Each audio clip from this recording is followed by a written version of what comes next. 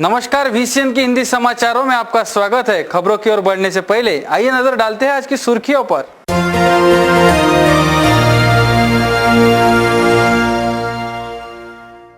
Police की छापामारी में लाखों का चाइना मांझा जब्त।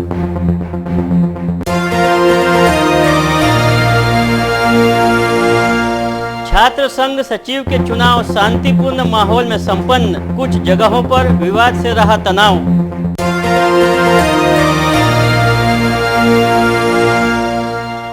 और 3,28,000 के ट्रक स्पेयर पार्ट जब्त, पुलिस ने किया आरोपी को गिरफ्तार।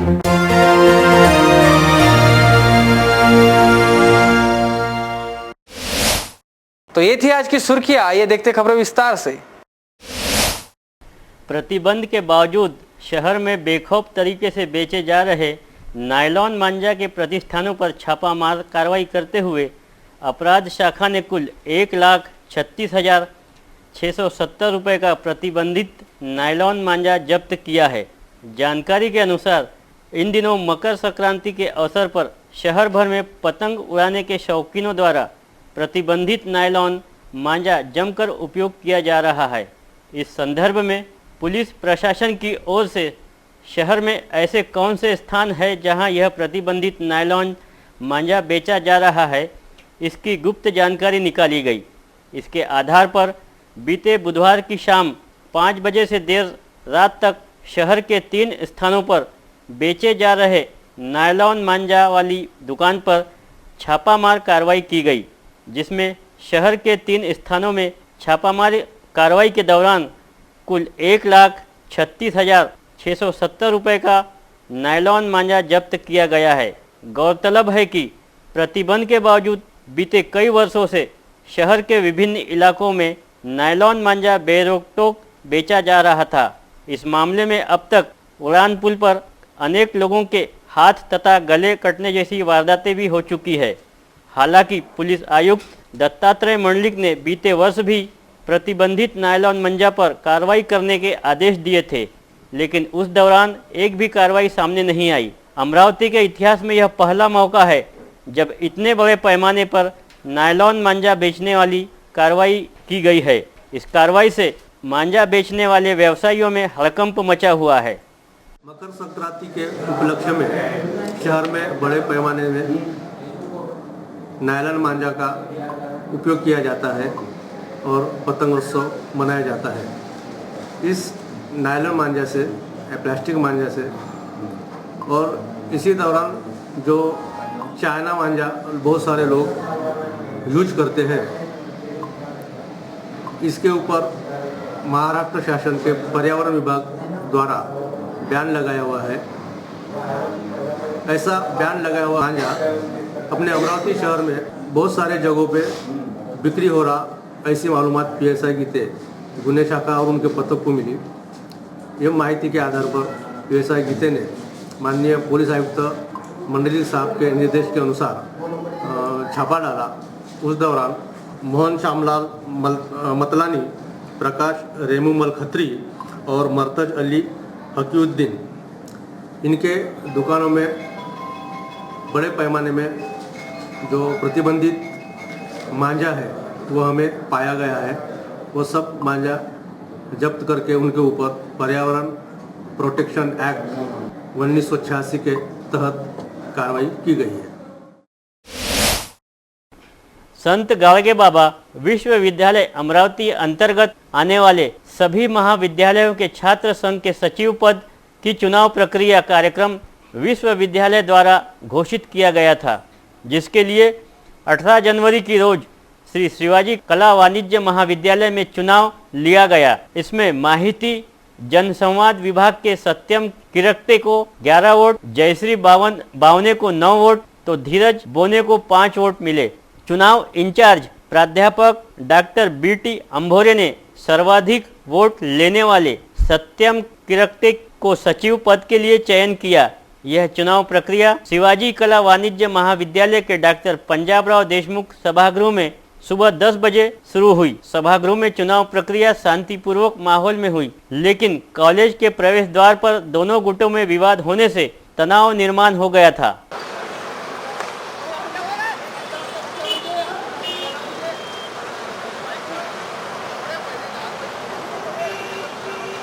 मौके पर गाड़गेनगर पुलिस के बंदोबस्त के चलते विवाद को जगह पर ही रोक दिया गया। चुनाव प्रक्रिया के बाद सैकड़ों की तादाद में छात्रों का जमावड़ा देखने को मिला। विद्यार्थी विद्यापीठ परिषदेची निवडणूक श्री शिवाजी कला व वाणिज्य महाविद्यालयामध्ये संपन्न झाली। गेल्या 5 तारखेपासून हा जो प्रोग्राम आहे हा लावण्यात आलेला होता आणि त्या अनुषंगाने जवळपास सर्व विभागामधून 29 विद्यार्थ्यांची यादी प्रकाशित करण्यात आलेली होती। त्यामध्ये काही विद्यार्थी गैरहजर होते, काही येऊ शकले नाहीत आणि एकूण 25 विद्यार्थी आजच्या या निवडणुकीला डॉक्टर पंजाबराव देशमुख सभागृहामध्ये उपस्थित होते। त्यामध्ये 3 विद्यार्थ्यांनी निवडणूक लढवली, नॉमिनेशन फॉर्म भरला। त्यामध्ये कुमारी जयश्री गोविंदराव बावणे, सत्यम बाबूराव किरकटे आणि धीरज अशोक बोने हे 3 विद्यार्थी निवडणुकीमध्ये उमेदवार म्हणून उभे होते। केएल महाविद्यालय से नमिता संजय साहू को 11 वोट तो कल्याणी बिदरकर को 7 वोट मिले, जिसमें नमिता साहू विजयी रही। बियानी महाविद्यालय में राधा काले को 13 वोट तो संस्कृति को 4 वोट और शुभ चतुरकर को 6 वोट मिले, जिसमें राधिका काले विजयी रही। भारतीय महाविद्यालय से नरेंद्र प्रकाश वारे निर्विरोध विजय घोषित किए गए। शिवाजी कला वाणिज्य महाविद्यालय से रोहित गावंडे और शुभम बायस्कर की यह रिपोर्ट।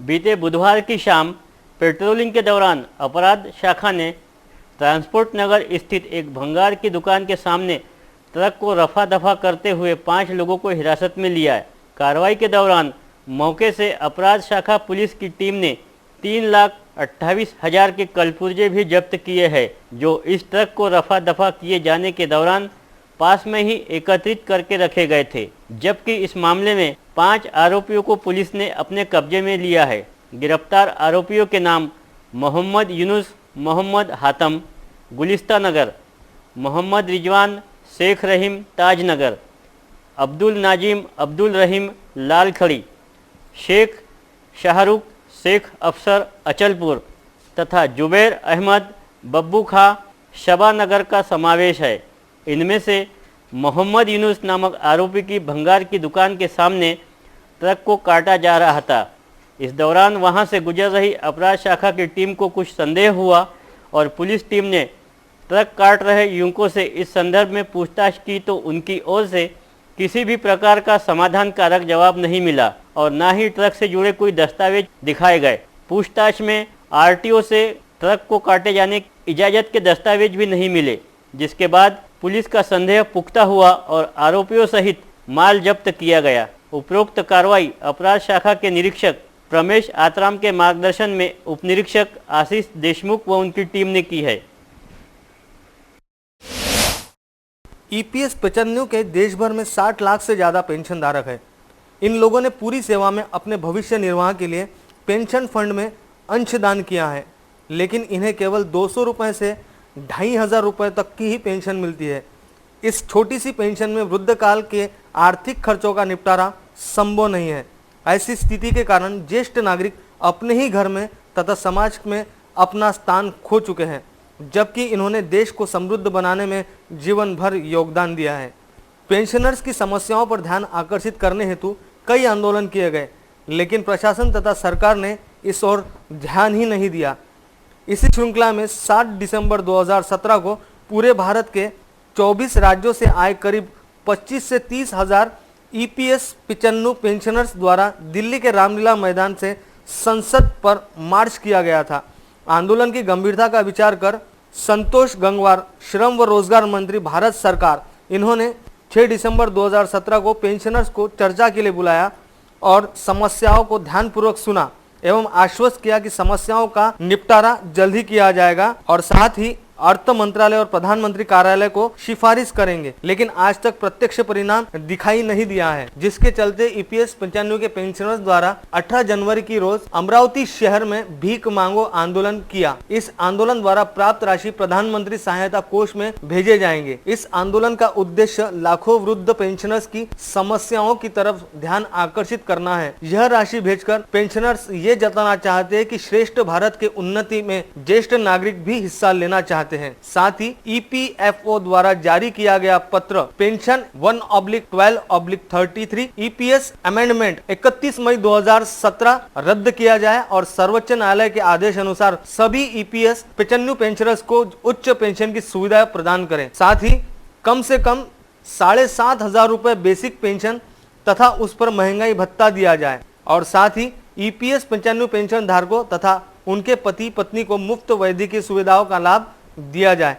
ऐसी मांग का ज्ञापन सेवानिवृत्त कर्मचारियों ने जिलाधीश अभिजीत बांगर को सौंपा। इस विषय पर कमांडर अशोक राऊत ने दी अधिक जानकारी। संपूर्ण भारतात प्रत्येक राज्यात भिक्षा मागो आंदोलन EPS 95 चे निवृत्त कर्मचारी करतायत, कारण आमच्यावर झालेला अन्याय इतका मोठा आहे।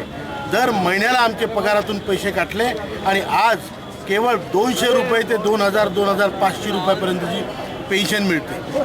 35 वर्ष सर्व्हिस केल्यानंतर जर तुम्हाला 60च्या वयात 1,000च्या दरम्यान पेन्शन मिळत असेल तर त्या म्हातारीने कसं जगायचं, हा फार मोठा ज्येष्ठ नागरिकांचा भारत वर्षातला प्रश्न आहे आणि तो प्रश्न घेऊन आज ज्येष्ठ नागरिक रस्त्यावर उतरले आहेत।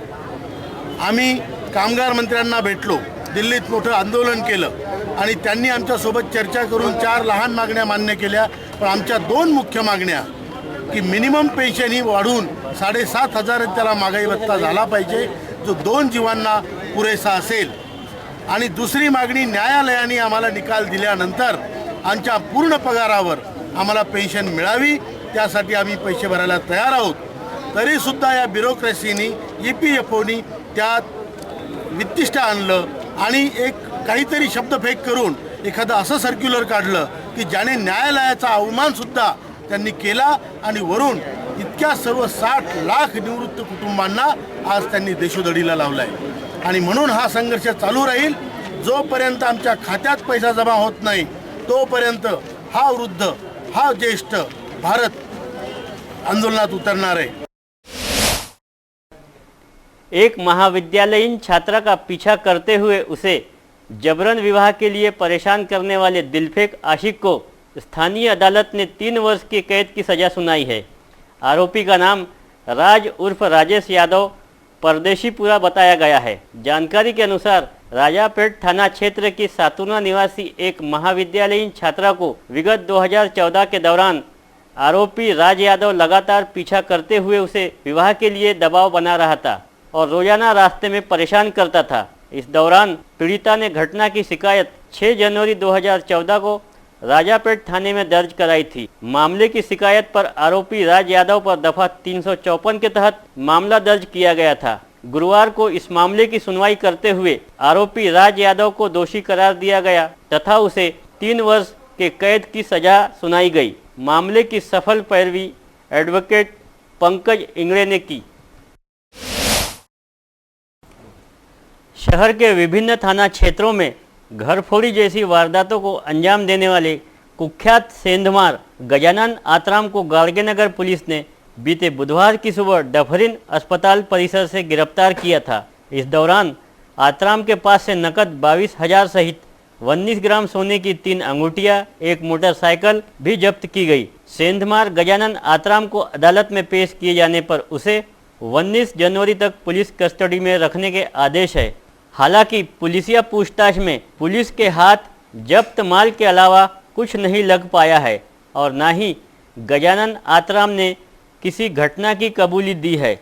लेकिन सूत्रों की माने तो गजानन आत्राम द्वारा संभवतः दरियापुर में भी ऐसी ही कोई घरफोड़ी की घटना को अंजाम देने के संदेह में आज उसे गाड़गेनगर पुलिस की एक टीम दरियापुर ले जाए जाने के भी समाचार है, जिससे इस मामले में कुछ और खुलासे होने की संभावना है। पुलिस स्टेशन गाड़गेनगर के हद में दिनांक 5 के रात को अमित रामविलास खंडेलवाल, इनके खंडेलवाल वाइन शॉप में चोरी हुई थी। अमित रामविलास खंडेलवाल इन्होंने पुलिस स्टेशन गांधीनगर में रिपोर्ट दी है।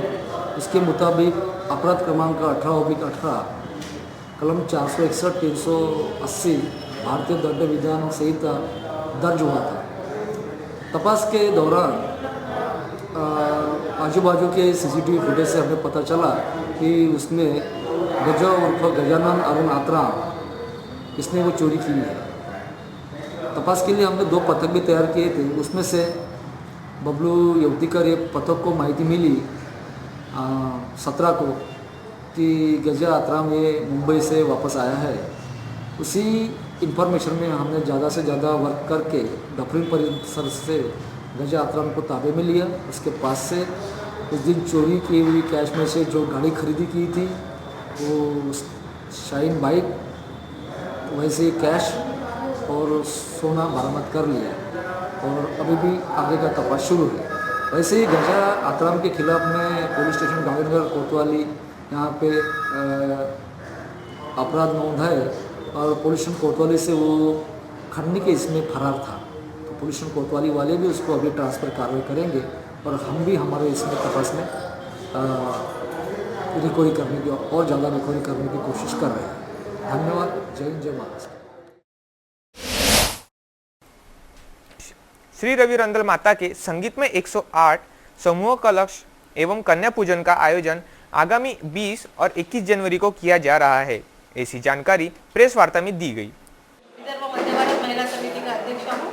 साथ ही में इस आयोजन के लिए हमारे साथ जो संस्थाएं जुड़ी है, श्री लोहाना महिला मंडल, श्री रघुवंश ग्रुप, श्री जलाराम सत्संग महिला मंडल और इन्हीं की जो तीनों की अध्यक्षा और तीनों की जो पूरी टीम मेरे साथ काम कर रहे हैं, उसी टीम वर्क के हिसाब से हमने इतना बड़ा आयोजन तो किया ही है। कार्यक्रम का उद्देश्य मैंने अभी आपको बताया है कि हमारी जो आज थीम चल रही है बेटी बचाओ बेटी पढ़ाओ, इसी उद्देश्य को और समाज को एकत्रित करने के ये दोनों उद्देश्य को लेकर हमने इस आध्यात्मिक आयोजन का 2 दिवसीय आयोजन सिद्धार्थ मंगलम में किया है। उसी दिन सौभाग्य से हमें और प्राप्त हुआ है कि अंधा विद्यालय की कन्याओं का सम्मान हम करने जा रहे हैं और उन्हीं के लिए बहुत सारा एंटरटेनमेंट का जो भी व्यवस्था हमने की है वो उन्हीं के लिए की है। और हम कन्याओं के लिए कभी भी पीछे हटने वाली संस्था नहीं बोली जाती। जैसे मेरे को क्वेश्चन आए थे पर मैंने बोला है कि वे यहीं से हम हमारी ये कार्य की शुरुआत कर रहे थे। तो हो सकता है कि आगे हम बड़े पैमाने पे इसी बेटी बचाओ बेटी पढ़ाओ के तहत कन्या पूजन का आयोजन हम जो समाज में बिल्कुल वर्ग के जो कि जिनके पास कुछ पैसा नहीं है, कुछ कपड़ा नहीं मिलता, ऐसे बहुत विविध जो हमारी रहेगी थीम, उसी के हिसाब से हम उनके लिए भी कार्य करेंगे। यह कार्यक्रम भिलाई निवासी भागवताचार्य उमेश जानी एवं उनके समूह के मार्गदर्शन में किया जा रहा है। साथ ही इस कार्यक्रम में अमरावती लोहाना समाज के भूदेव मधुशंकर भाई जोशी का भी मार्गदर्शन प्राप्त होगा। 20 जनवरी की रोज गुजराती समाज की 108 कन्याओं की कन्या पूजा की जाएंगी।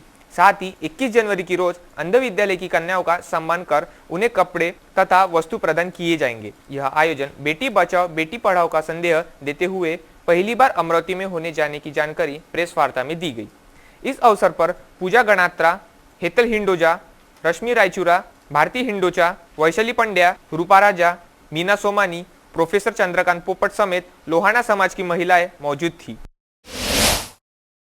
अमरावती जिले के हजारों लोग साईं बाबा के दर्शन हेतु शिरडी जाते हैं। वहां उनकी रखी पादुका पर माथा टेक मन्नत मांगते हैं। शहरवासियों तथा साईं भक्तों की मनोकामना अब अंबा नगरी में पूरी की जाएंगी। आगामी 4 फरवरी की रोज न्यू आजाद गणेश मंडल द्वारा साईं बाबा की पादुका अमरावती शहर में लाई जा रही है। साईं बाबा की पादुका का दर्शन साईं भक्त तथा शहरवासी 4 फरवरी की रोज सुबह 10 से रात 10 बजे तक न्यू आजाद गणेश मंडल प्रांगण खापरडे बगीचा में ले सकेंगे।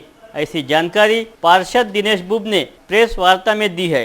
4 फेब्रुवारी सकाळी 10 वाजता इरविन चौक खापरडे बगीचा स्थित न्यू आझाद गणेशोत्सव मंडळाच्या प्रांगणामध्ये शिर्डी येथील साईबाबा संस्थांमधून अधिकृतरित्या साईबाबांच्या चरणपादुका आणि चरमपादुका यांचं आगमन अमरावती शहरामध्ये होणार आहे। त्या कार्यक्रमाच्या आयोजना नियोजनासंदर्भात आज बैठक संपन्न झाली। अत्यंत प्राथमिक स्वरूपाची बैठक असल्यामुळे आज प्राथमिक स्तरावर चर्चा झाली। शहरातील मान्यवर मंडळी, लोकप्रतिनिधी यांचा या बैठकीमध्ये आज उत्साहपूर्ण सहभाग होता। उद्या सकाळी 11 वाजतापासून न्यू आझाद गणेशोत्सव मंडळाच्या प्रांगणामध्ये या कार्यालयाची सुरुवात झालेली आहे। मी अमरावतीकर सर्व साई भक्तांना, सामाजिक कार्यकर्त्यांना, लोकप्रतिनिधींना, पत्रकारांना, अधिकाऱ्यांना विनंती करतो की या अभूतपूर्व अशा सोहळ्यामध्ये सोहळा चांगल्या प्रकारे यशस्वी व्हावा याकरता तनमन धनाने प्रयत्न करावा ही विनंती। धन्यवाद। साथ ही इस आयोजन से पहले 25 जनवरी को इस विषय पर महा बैठक भी लेंगे।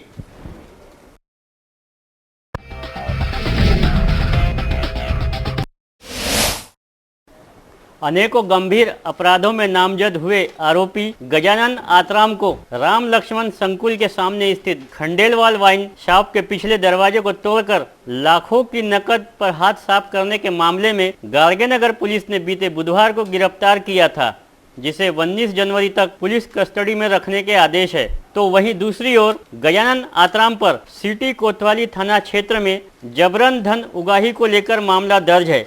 इसी मामले में सिटी कोतवाली पुलिस आगामी दिनों में प्रोड्यूस वारंट पर गजानन को अपने कब्जे में ले सकती है।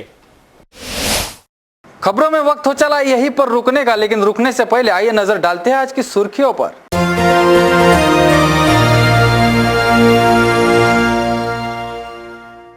पुलिस की छापामारी में लाखों का चाइना मांझा जब्त।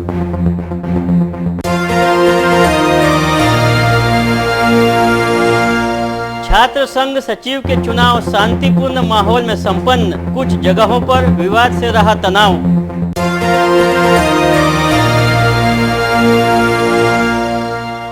और 3,28,000 के ट्रक स्पेयर पार्ट जब्त, पुलिस ने किया आरोपी को गिरफ्तार।